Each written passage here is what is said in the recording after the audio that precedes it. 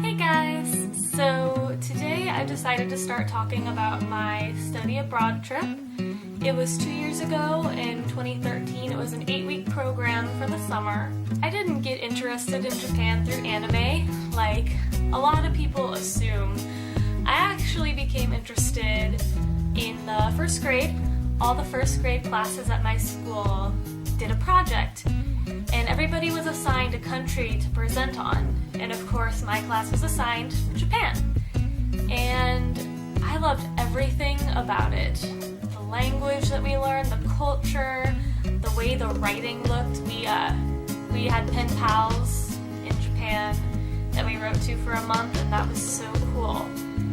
And I actually came home one day and I told my parents that I wanted to learn Japanese. And they were just kind of like, oh, it's a phase, she's 7. But it was not a phase. So as I grew older, I was still interested and I would study things about culture, but I never really had a chance to learn the language.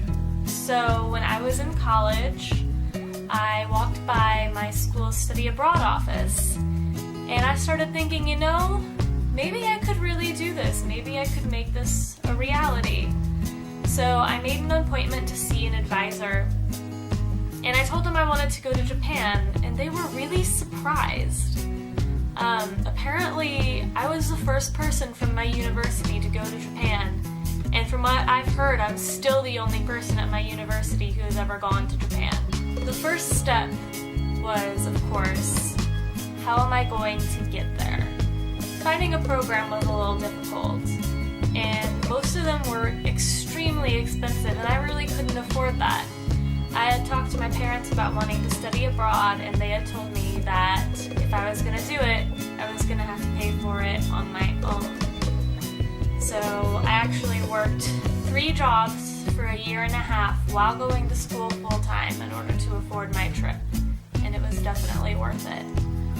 So the program that the counselor found for me was at Ritsumeikan Asia Pacific University. It's in the Oita Prefecture of Japan. And it was an 8-week-long summer program. And for those of you wondering, the program itself costed about $5,400. And then the plane tickets to get there were about $2,000. When I applied for the program, it was through Global Links, not my school, but I still received credit from doing the program. And Global Links actually set me up with a travel agent. And they helped me book my plane tickets, book my hotel, because I was actually arriving in Japan a day early. And they were super helpful, and they made everything so easy. They sent me packages with all the papers I needed to fill out and told me exactly where to return them and who to call if I had questions. And they just made the process really easy. So about 6 months before I was hoping to go to Japan is when I had to turn in all of my paperwork, and there was a lot. I had to take pictures for student visas. There was a temporary insurance card that I had to apply for. When I was officially enrolled in the program, APU actually sent me this Tobira, and it contains all kinds of advice for studying abroad. And this book is actually for a 4-year student, but it really helped. It helped with basic Japanese, and it showed you how to read some hiragana, katakana, and even a couple of kanji to help get around. It was really great that they sent me this. And they also sent a little work packet, and they advised that I teach myself hiragana and katakana before I get to Japan. And that was a lot of work. There aren't any Japanese classes available where I live, and there aren't any Japanese-speaking people either. So I had to really study hard, and actually I found a hiragana katakana workbook on sale at my university bookstore for like $1, which was really weird because my university does not offer Japanese classes, which is why I was going to Japan. And I spent about 4 months working through the workbooks that I got, and I had to turn in a little practice sheet of hiragana, katakana for the university so they could see my progress. And then about 2 months before I was going to leave, I got a call from the travel agency that Global Links provided for me, and they spent about an hour on the phone with me helping me book my flights. So when I left for Japan, I did not know any Japanese whatsoever. I was so worried because I was an English speaker going to a country that didn't speak English, and I was getting there a day early. I would have to figure out how to get from the airport into a taxi to the hotel I was booked at, and I had no idea how to do that. And luckily, the travel agent who helped me book my flight informed me that 2 of the people in the program were also arriving at the airport in Fukuoka a day early, and their flights came in about the same time that mine did. And they suggested that I contact them and see if they were willing to meet up. And so luckily, APU put together a Facebook group for us. So there were 18 people in the program, and almost all of them were a part of the Facebook group. So I contacted these 2 people from the group, and I said that I was going to be at the airport about the same time, and I asked if they needed a hotel room because they could stay at the hotel that I was staying at. And that way we could all go together, and they both spoke a little more Japanese than I did, so it was a huge relief to me when they agreed. So then it came time to start packing. And I think that was probably the hardest part. I was gonna be there for 2 months. I wanted to take so much, but of course our airports only allow a 50-pound suitcase. So my dad actually went out and bought me the biggest, lightest suitcase that we could find. I packed little things of shampoo and conditioner. I figured I could just buy some there if I needed more. And I tried to really keep it to the basics. And it was a good thing I did because I ended up buying a lot of clothes in Japan. So I actually ended up finishing packing a week before I was supposed to leave.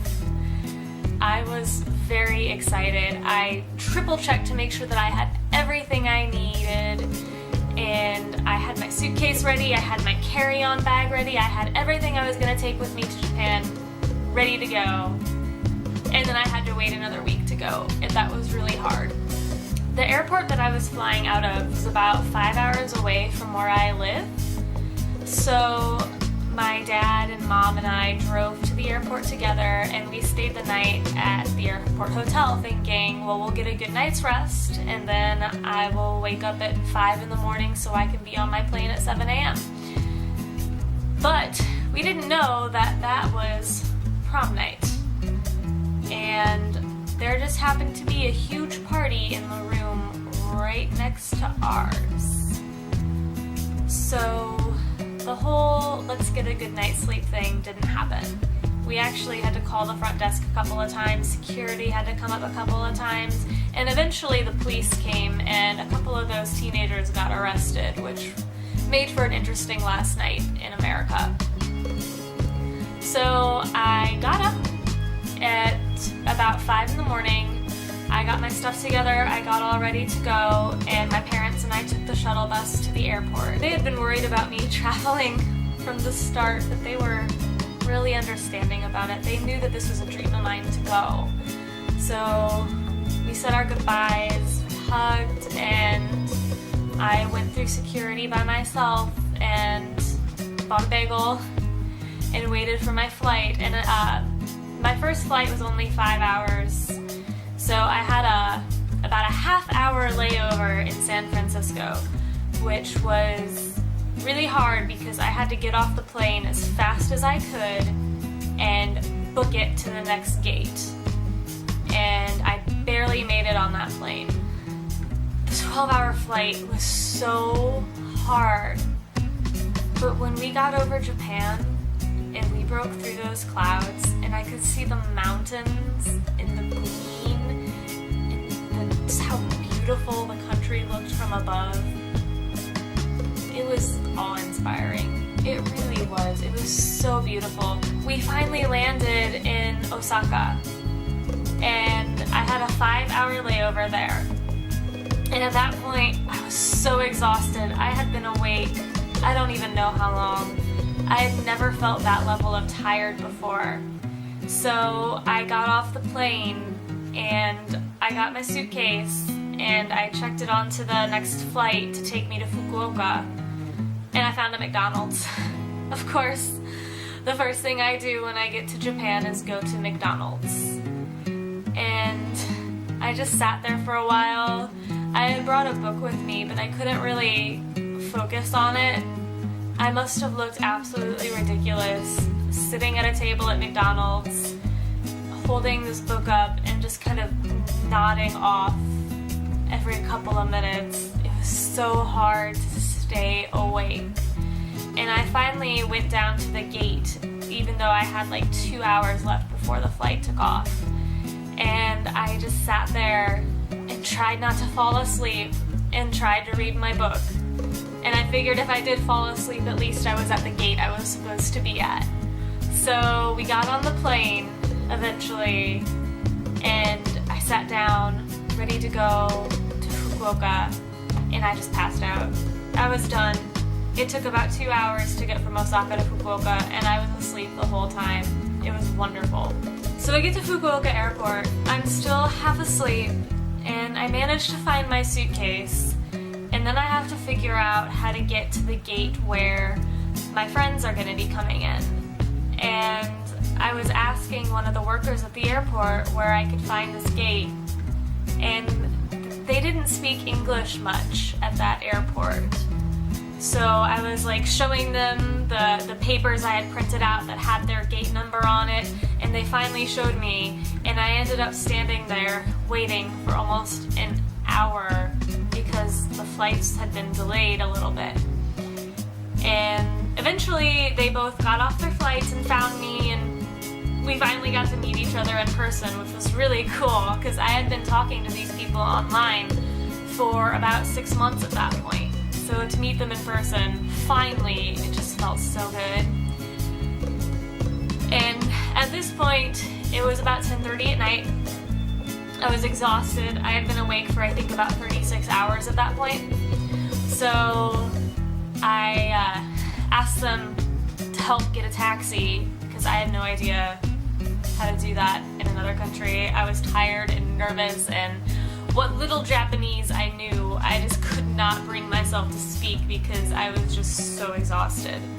So the three of us got into a taxi, and I had the paper with the hotel name on it, and I showed it to him because it was in Japanese and I couldn't read it at that point.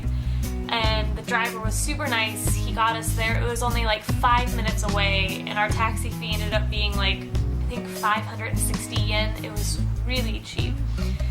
And so at 11 o'clock we get to our hotel, and they don't speak English at that hotel either. So to check in was a little difficult, but we checked in. I found my room. They had provided a little yukata to wear and slippers, and I got some stuff out of my carry-on bag that I had brought to sleep in, and I just laid down and passed out. I had to be back at the airport the next morning to meet with one of the program directors to take us to APU, and I was so exhausted. I just slept. So that is how I got to Japan. And in my next few videos, I'll talk about all of my experiences studying abroad, my time at Nagasaki, my weekend with a host family, the time I went to Tokyo. I will talk about it all. So see you next time.